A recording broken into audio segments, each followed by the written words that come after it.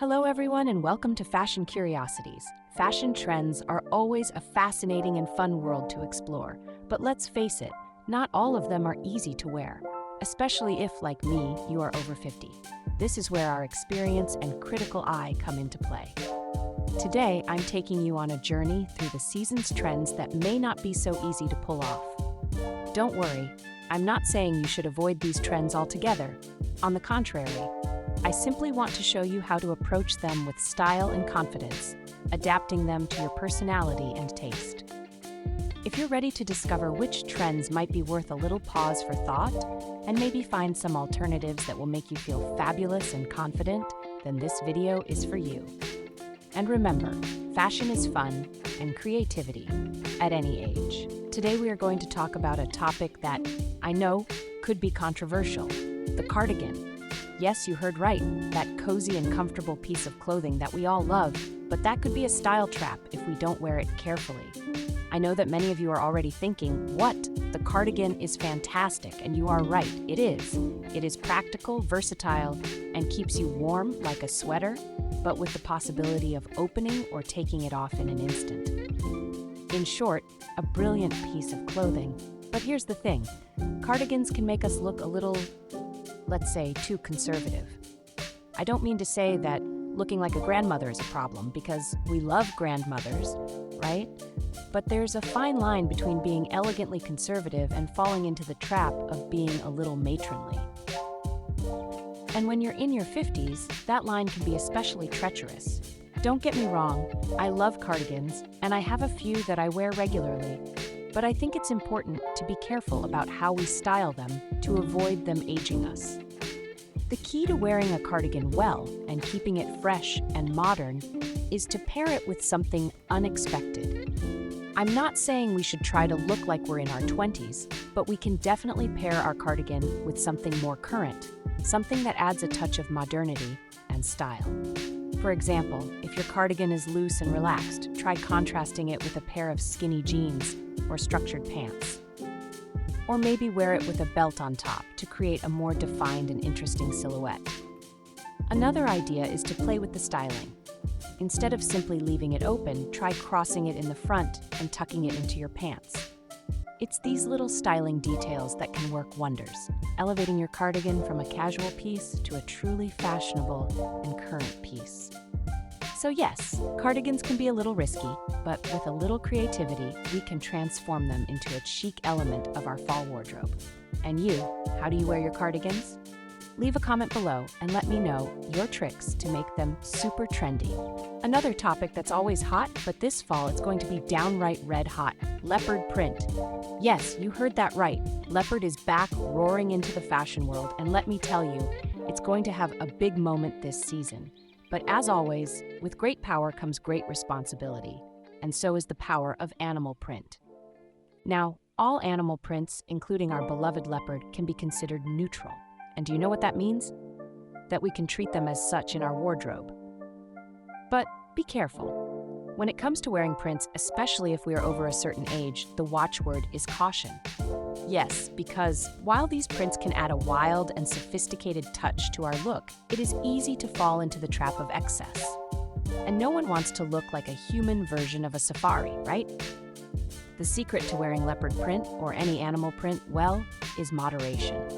Less is definitely more when it comes to these bold prints. Instead of mixing too many prints together, because yes, when fashion embraces animal print, it often does so in a big way, it's best to stick to one print at a time. A touch of leopard here, a hint of zebra there, and you're ready to conquer the world.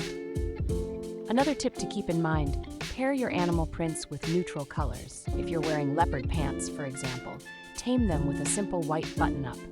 This way, you let the print do the talking without having to shout.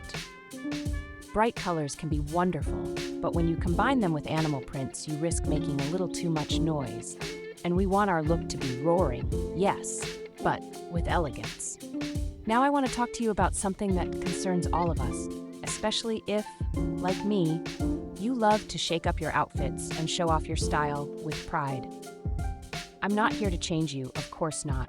My goal is simply to offer you some styling tips that will allow you to wear the latest trends without looking older than you really Now, this may seem obvious, but I have to mention this because I've noticed a huge comeback in low-rise jeans and pants. Yes, you read that right. Those pants that defy gravity and make us sigh every time we sit down. Not only that, but wide-leg jeans, low-rise jeans, and even barrel-leg jeans are back. It's easy to get caught up in the hype and think that a wider leg is always the way to go. But be careful. When you pair a wide leg with a low rise, you risk creating an effect that isn't exactly the best, especially as we get older. Here's my advice. Embrace the mid-rise like it's your new best friend. Why? Because it elongates your legs, creates a cheeser silhouette, and, let's face it, it's just flattering. So when you're shopping for new jeans or pants, pay attention to the waistline. Don't let the wide legs and promises of comfort fool you. A low rise can be tricky to wear, and it doesn't always look as flattering as we'd like.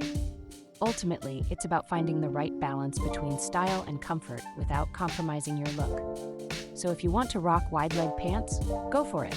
But maybe opt for a mid-rise that will help you feel elegant and confident. Now let's talk about a trend that can be both adorable and complicated: puffer jackets and super short jackets. Yes, you read that right. Those pieces that seem to have had a haircut this season, only we're talking about jackets, not locks. Now, don't get me wrong, I'm not saying we should throw out all our shorts. In fact, cropped puffer jackets and bomber jackets are super cute. It can add a fresh new look to our wardrobe. But here's the thing, as we get wiser, I don't want to say age, because that sounds too serious, right? These shorts may require a little more styling attention. Wearing a cropped jacket can be a bit like baking a perfect cake. You need to start with a solid base. That means you need to think carefully about what to wear underneath.